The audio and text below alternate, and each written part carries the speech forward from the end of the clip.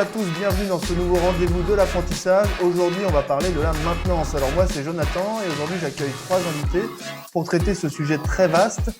Donc, quel métier on peut faire, quel diplôme on peut passer en apprentissage au pôle formation. On va parler de tout.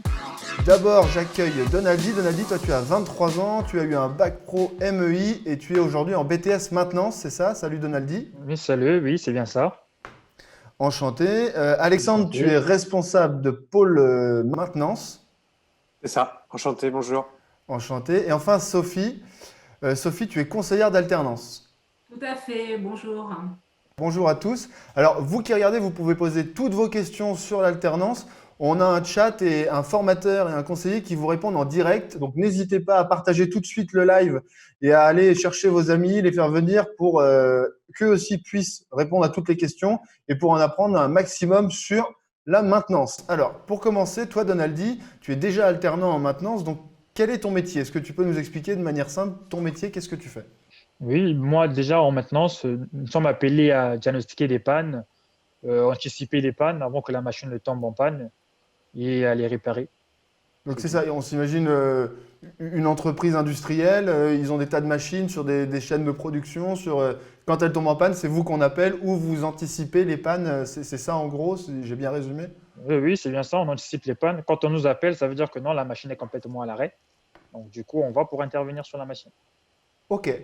Du coup, Alexandre, là on a une première idée de ce que c'est la maintenance. Comment tu le définirais au sens plus large? C'est ça, réparer des choses, empêcher qu'elles tombent en panne? Exactement. La maintenance, en fait, c'est un technicien qui interviennent dans le cadre d'une production dans plusieurs entreprises. L'objectif étant de produire d'une meilleure qualité possible avec la meilleure quantité possible.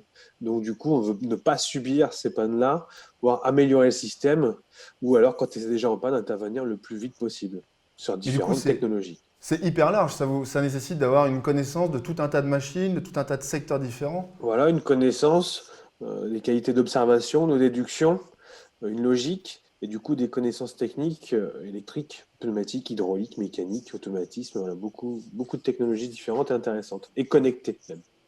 Ok, et on parle de quel secteur d'activité? C'est quoi les secteurs d'activité dans lesquels vont travailler les Alors, techniciens? ça va être autant des industries métallurgiques, automobiles, aviation, aéronautique, agroalimentaire, toutes sortes d'industries qui produisent ou qui transforment un produit.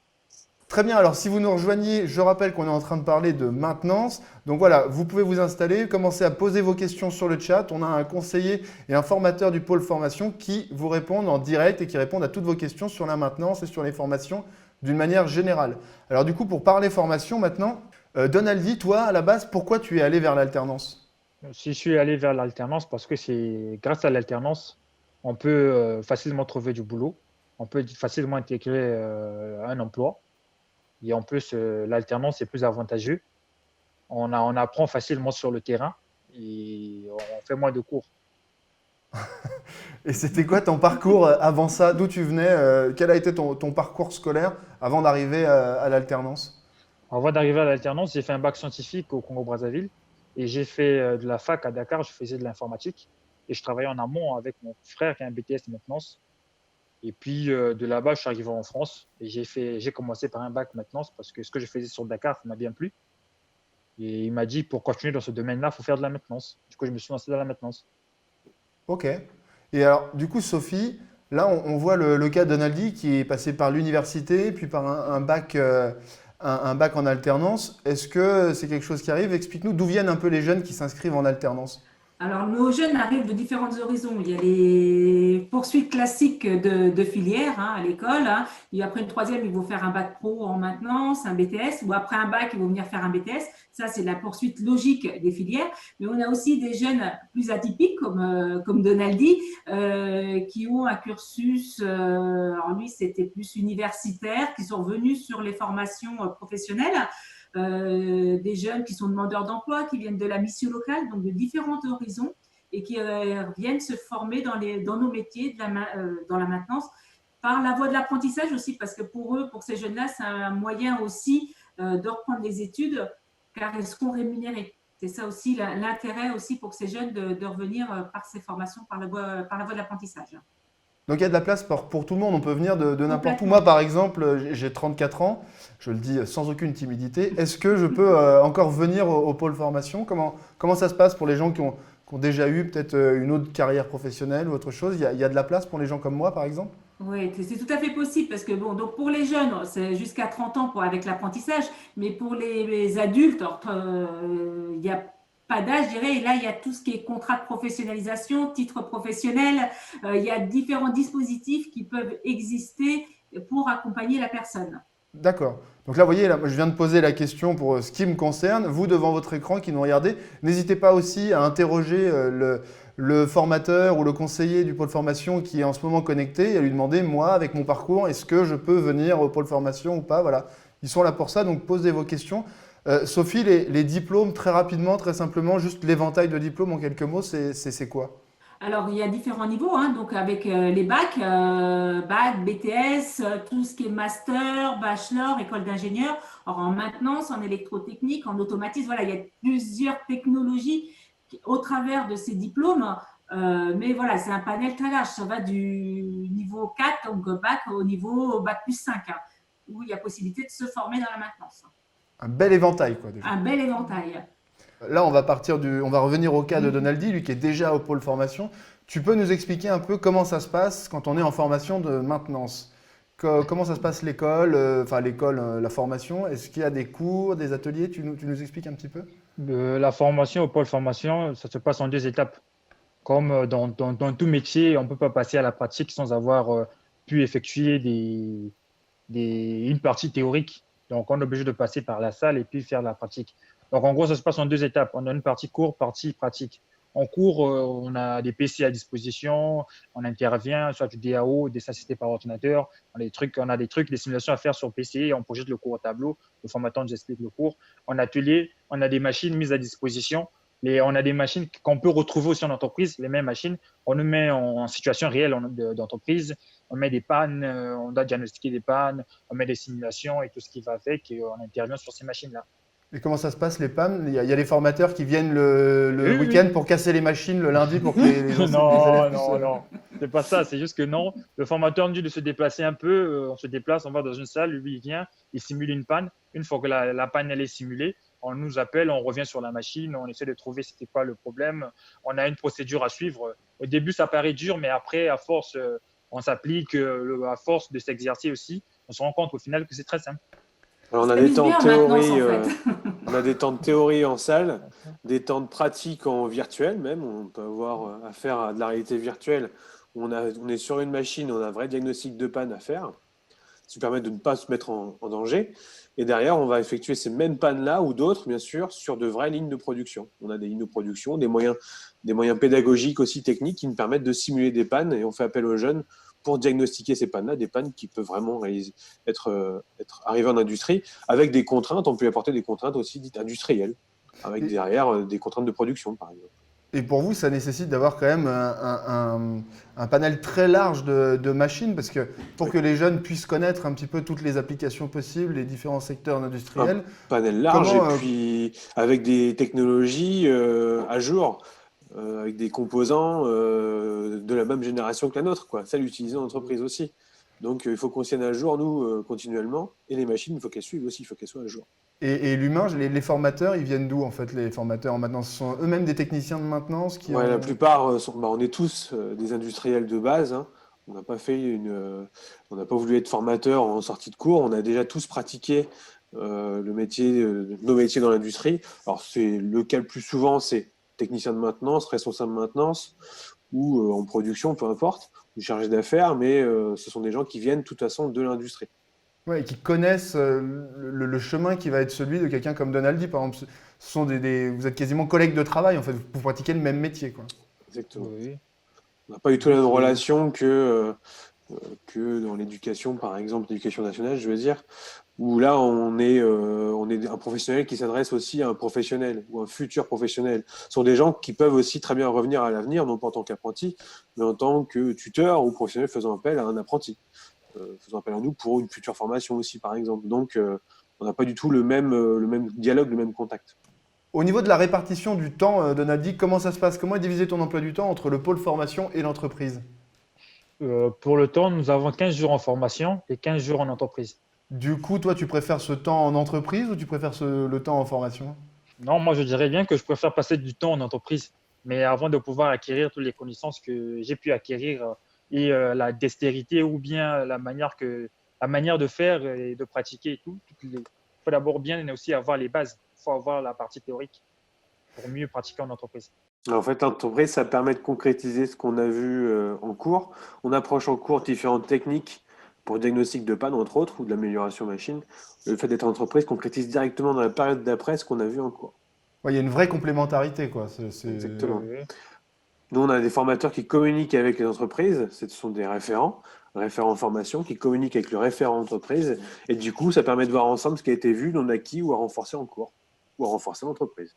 Et du coup, qu'est-ce qui te plaît dans ton métier? Pourquoi tu préfères la partie en entreprise? C'est quoi qui t'attire dans ce métier? Moi, ce qui m'attire dans ce métier, c'est le fait le fait de chercher, de chercher à trouver d'où vient le problème, trouver d'où vient la panne, se poser des questions. Quand c'est simple, je me dis, bon, c'est simple, je me lasse vite. Et plus c'est dur, plus je cherche à trouver d'où vient le problème, je m'interroge, et là, ça m'intéresse, ça devient plus intéressant. Ça, c'est une passion, Alexandre, qui est partagée par les autres apprentis que tu peux côtoyer, ce côté enquête, ce fait de rechercher la panne. Ouais, bon, le but, c'est toujours justement de trouver la panne. Alors, c'est sûr, faut être curieux, mais faut pas se dire qu'à la base, faut être aussi forcément manuel. Faut pas dire tiens, c'est parce que je bricole pas que je vais pas pouvoir faire de la maintenance. Oui, j'ai Sur le jamais rien métier, réparé, j'y vais pas, quoi. ouais, non, non, non, non, ça s'acquiert au fil du temps, petit à petit, technologie par technologie. Et puis, au final, si on est bricoleur, on peut très bien rester dans la maintenance, puisque bon, c'est aussi un peu un attrait. Mais derrière, si on n'a pas cet attrait-là, on peut aussi bifurquer sur un domaine qui est plutôt de conception. Autant conception mécanique, conception de programme, conception de système en général. Mais voilà, on n'est pas obligé d'être forcément que très bricoleur. C'est pas ouvert à que ce genre de profil, mais au contraire, c'est Donc très voilà, large. ceux qui aiment réparer les choses, ceux qui aiment pas encore réparer les choses mais qui peuvent, vous êtes tous les Voilà, bienvenus. Ceux qui aiment exactement. casser les choses, par contre, ça c'est pas intéressant. À éviter. À Il faut éviter. savoir les réparer derrière, c'est tout. Ah bah C'est oui. ça. Toi, Donalty, ça fait 4 ans que tu es dans ton entreprise. Est-ce que tu dirais que ça t'a fait grandir en alternance? Est-ce que ça t'a fait évoluer? Est-ce que tu sens que tu es différent de quand tu as commencé à travailler? Déjà, quand j'ai commencé au début, je peux dire que non, j'étais un peu nul. Mais là, au jour d'aujourd'hui, je peux dire que c'est différent. Là, c'est mieux. Là, je peux dire que j'ai mûri déjà en entreprise parce que je suis dans une très bonne équipe. Déjà, j'ai une bonne ambiance collective avec les collègues et tout. Ça se passe bien en entreprise. Et mon tuteur m'a pris sous son aile. Donc, il est là, il m'enseigne, on fait des pratiques. Des fois, quand on va sur les diagnostics de panne, quand on a une panne en entreprise, on arrive, il me laisse chercher, il me laisse faire. Des fois, je suis souvent aussi autonome en entreprise. Il me laisse faire. Quand j'arrive pas, je fais appel, il arrive. Au lieu de faire non, il m'explique, il me dit non, tu veux faire ça, ça, ça, et je fais moi-même. J'arrive jusqu'au bout, puis il me dit que non, c'est bon. Et au moins, le fait de trouver soi-même en entreprise aussi, ça motive. Ce, C'est plus intéressant. ce lien avec le tuteur, là, il est important, le lien que tu décris. C'est important pour toi, ce lien que Ouais, tu as ouais, avec, ouais. d'avoir un référent en particulier qui t'accompagne. Oui, oui, c'est très important parce que quand on a un référent qui nous suit en entreprise, au moins, il y a une trace écrite. Ça permet aussi au centre de formation de voir tout ce qu'on a pu faire en entreprise et puis qu'il y ait au moins aussi une communication entre le tuteur et le référent qui est en formation et ils puissent voir au moins l'évolution de l'apprenti en formation, l'évolution de l'apprenti en entreprise. Voilà, nous, en fait, on a aussi un référent en formation qui suit ce référent, ce tuteur en entreprise. D'accord. Et étant ancien industriel, souvent, par le temps, on se connaît. Donc, à force de prendre des apprentis chez nous, on se crée aussi un lien. Ça permet de communiquer beaucoup plus facilement sur les missions qu'a eu le jeune à accomplir, réussies ou non, ou justement à appuyer en cours, en formation. Et du coup, ça c'est une question à vous deux, aussi à toi, Sophie. Les jeunes, toi qui les as aussi quand ils arrivent au début, on les voit grandir comme ça, on voit une vraie différence entre le début et le. Complètement. On les voit évoluer. C'est vrai que l'apprentissage leur permet de gagner en maturité, en fait. Hein, ils vont avoir des responsabilités, ils vont gagner en autonomie et on les voit tout à fait évoluer au cours de leur scolarité. C'est ça qui est important, c'est ce fait d'être en lien avec l'entreprise. Ça les fait grandir en fait. C'est clair, c'est vraiment le terme. On les voit évoluer. Et puis le fait d'apprendre en faisant aussi, pour certains, ça les rassure. Ils gagnent en confiance. Et on voit l'évolution au cours de leur scolarité. Et puis le fait d'aller tout de suite concrétiser ce qu'on a appris en cours en entreprise sur de vraies problématiques de production avec des vrais impacts derrière, ça responsabilise le jeune, ça le fait vraiment grandir. Ouais, on se sent utile, Donaldi, en fait, c'est ça? Ça fait réfléchir, en tout cas, ça fait réfléchir. Parce que quand nous sommes en formation, quand le formateur a beau expliquer, et quand on fait la pratique en formation, on se dit, bon, oui, c'est juste une pratique en formation. Mais sur place, le terrain, c'est différent. Oui, tu sens direct l'utilité de ce que tu as appris sur le plan théorique. Ouais. Oui. Là, on sent toute la pression du boulot, comment ça se passe, comment on est dans une bonne ambiance, on rigole avec les collègues. Ça se passe dans l'ambiance et la bonne humeur, en fait. Et du coup, ça, c'est la vie dans ton entreprise. Mais ton entreprise, toi, tu l'as trouvée comment? Ça a été difficile de trouver ton entreprise? Non, c'est grâce à Madame Sophie Fache que j'ai pu trouver mon entreprise. Donc c'est toi, Sophie, qui Oui, tout à fait. Donc mon rôle, c'est d'accompagner les jeunes à trouver des entreprises et mettre en relation avec les entreprises, en fait. D'accord. Et du coup, quel arsenal, si je puis dire, vous avez? Est-ce que tu peux dire aux jeunes qui nous regardent, à ceux qui sont devant leur écran, comment vous allez les accompagner? Comment est-ce que vous pouvez les aider à les mettre en contact avec des entreprises? Parce que je pense que c'est une partie qui est toujours un peu angoissante pour des jeunes qui n'ont pas forcément encore beaucoup d'expérience, pas de CV, pas de… Tout à fait. Donc tout d'abord, souvent on les rencontre au travers d'une porte ouverte, au travers d'une manifestation, de forums, voilà, différentes choses comme ça. Ensuite, il y a un entretien téléphonique, physique, tout dépend, avec le jeune pour valider son projet. Déjà, dans un premier temps, lui expliquer la formation. Suite à ça, on va accompagner ce jeune, justement, comme vous dites, dans tout ce qui est technique de recherche d'emploi, ce qu'on appelle TRE, pour élaborer son CV, faire des lettres de motivation, contacter les entreprises, les préparer aux entretiens aussi, ça c'est important. Tout ce qui est préparation aux entretiens, parce que pour eux, c'est nouveau, c'est souvent une première, donc c'est pas anodin. Donc, on va faire tout ce rôle d'accompagnement pour leur faire prendre confiance pour pouvoir rencontrer les entreprises. Et puis, il y a différentes manifestations. Il peut y avoir des job dating qu'on met en place aussi, où là, c'est l'occasion pour eux de mettre en pratique ce qu'on a préparé avec eux. On essaye vraiment d'être facilitateur pour rencontrer les entreprises. Mais il faut quand même qu'ils soient proactifs, il faut quand même que ça vienne de… Ce qu'on leur dit toujours, on ne fait pas tout le boulot, c'est un partenariat. Ils font leur partie du travail. Nous, on est facilitateurs. On peut les mettre aussi en relation, mais il faut qu'aussi soient acteurs dans leur projet. Ton expérience, Donaldi, à ce niveau-là, ça s'est passé comment? Ton entretien, tu l'as bien vécu? Ça s'est bien passé? Moi, niveau entretien, oui, ça s'est bien passé. J'ai pu au moins défendre mon CV, chose qui n'a pas été facile. On entre deux jeux, mais bien après, quand on a poursuivi la conversation avec le RH, c'est bien passé. Ouais. Et après, ils t'ont rappelé, tu as été embauché, tout simplement. Oui, ils m'ont rappelé, j'ai été embauché jusqu'à aujourd'hui. Tu as fait un stage, toi, Donaldi, aussi, avant d'être dans l'entreprise? Oui, tu as commencé par un stage. J'ai fait un stage de 4 semaines de l'entreprise. Avant que le stage puisse aller à son terme, ils m'ont proposé un contrat que j'ai dû accepter avec plaisir, que je voulais bien rester dans l'entreprise. Okay. Ça, c'est une possibilité pour les jeunes aussi, de faire un stage pour découvrir le monde de l'entreprise avant d'arriver en alternance. Complètement, et on est là-dessus, on encourage les jeunes justement à aller faire un stage pour valider leur projet et puis pour voir si l'environnement de l'entreprise peut leur correspondre. Et puis pour les entreprises, c'est une occasion aussi de tester le jeune, voir s'il va correspondre à leurs attentes. Parce que sur un même métier, d'une entreprise à une autre, les missions sont différentes en fait. Ça peut très bien se passer dans une entreprise ou dans une autre, ça ne va pas bien se passer, mais ça va se faire dans une autre. Donc voilà, on encourage beaucoup le fait de faire des stages. Et puis surtout, on a chez nous un nouveau parcours qui permet de découvrir ce que c'est que l'industrie. Donc souvent, on se dit, on est en sortie de troisième, on se dit, c'est quoi l'industrie? Il y a possibilité de chez nous de venir voir à travers quelques journées ce que sont les différents métiers de l'industrie, hormis la maintenance. Mais la maintenance également, oui. Et c'est aussi ça qu'on essaie de faire avec ces vidéos. Donc voilà, si vous avez des questions sur l'industrie, je rappelle que si vous êtes en train de regarder cette émission, il y a les formateurs et les conseillers du pôle formation qui vous répondent en direct et qui répondent déjà à toutes les questions que vous pouvez vous poser sur les différentes filières, sur la maintenance, sur l'hébergement, sur toutes les questions qui peuvent vous venir sur votre cas personnel, etc., etc. Donc là, on va continuer, Donaldi. Toi, au niveau du salaire, combien tu gagnes? Tu peux nous le dire si c'est pas Oui, oui, déjà, indiscret? chez nous, au niveau salaire, ça dépend déjà des entreprises D'accord. parce que chaque apprenti, par rapport à l'âge de l'apprenti, on a un pourcentage défini. Donc, il y a des pourcentages qui sont mis à disposition par rapport au niveau de classe et l'âge de l'apprenti. Déjà, moi, par rapport à mon âge et mon niveau d'études, je suis payé à 80% du SMIC. Donc, je suis au moins à 1 500 euros Ah je oui, veux dire, par mois chez Renault. Ça dépend des boîtes aussi, parce que ce n'est pas toutes les boîtes qui payent pareil. Parce que moi, d'accord. je suis dans le domaine de la métallurgie, voilà pourquoi. Ok.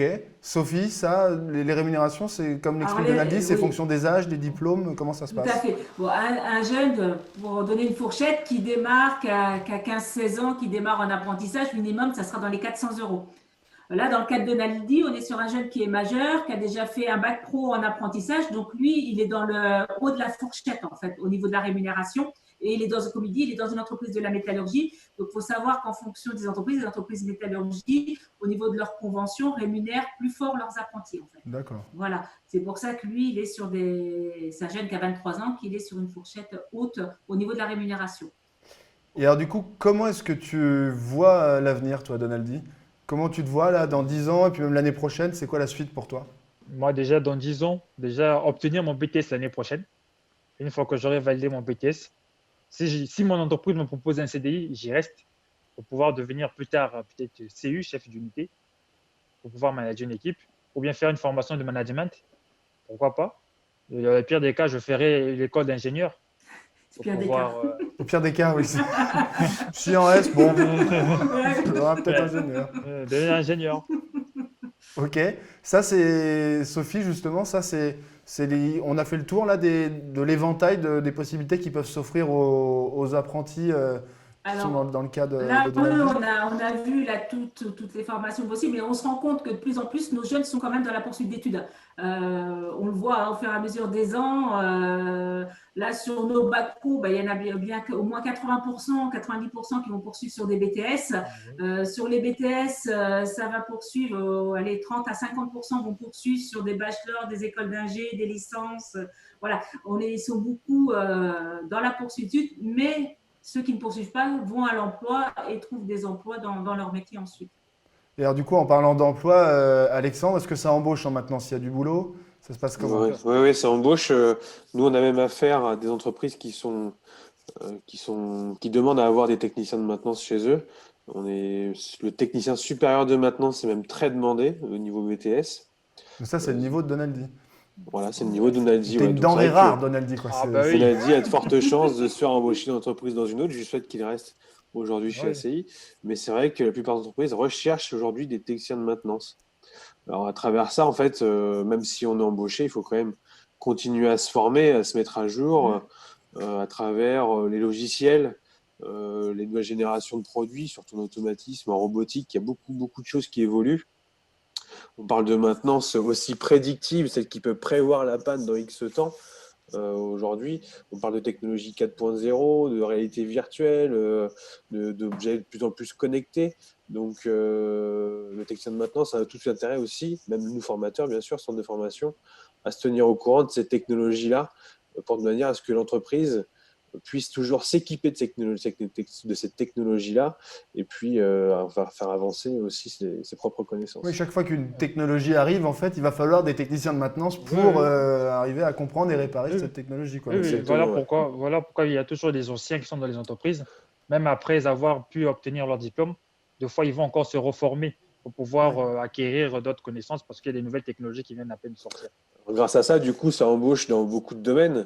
L'automatisme, l'hydraulique, on peut devenir technico-commercial, on peut devenir, pour vendre du matériel auprès de ces industries-là, auprès de ces professionnels-là, on peut devenir concepteur, on peut devenir installateur, on peut devenir dépanneur. Il y a vraiment beaucoup, beaucoup de métiers parce que Ouais, en amont, avant ça, pendant la formation, il y a eu beaucoup de technologies, de techniques différentes à apprendre. Ça peut c'est faire ça. peur, mais voilà, tout ça, ça s'acquiert au fur et à mesure, Ça petit peut à faire peur, petit. mais c'est une vraie richesse finalement, parce qu'à la fin, du coup, tu es quelqu'un qui a une vision globale de tout un tas Oui, de secteurs. On peut même faire de la formation, hein, C'est une accessoirement. vraie force, en plus. Du coup, on devient formateur de formateur. Et oui, ça Et, existe.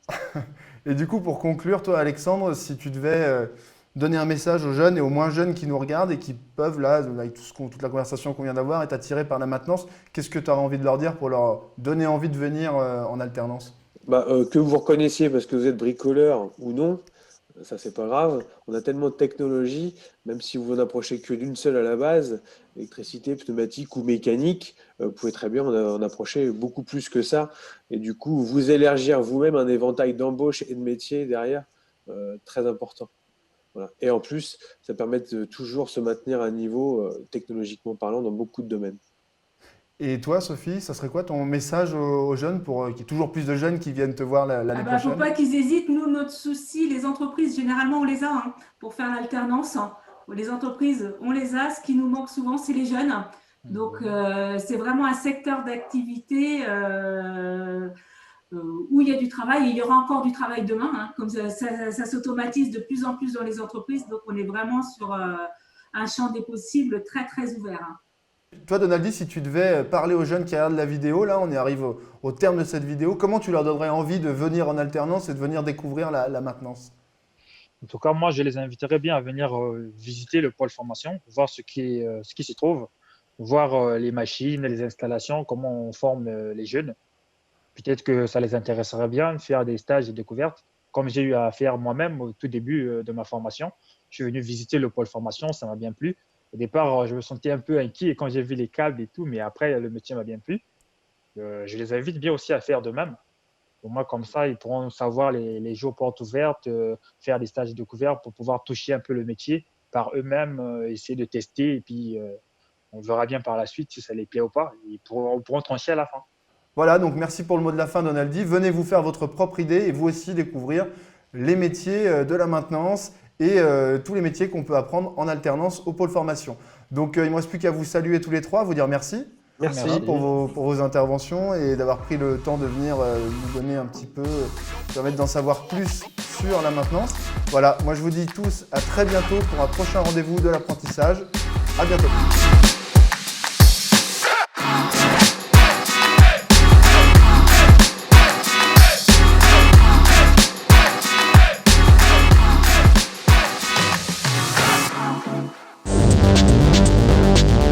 Faire quelque chose de concret. Avoir un bon salaire. Travailler en équipe. Avoir des responsabilités. Être créatif. Avoir l'avenir qu'on imagine. C'est faire son choix. Viens découvrir les métiers de l'industrie Au pôle formation UIMM.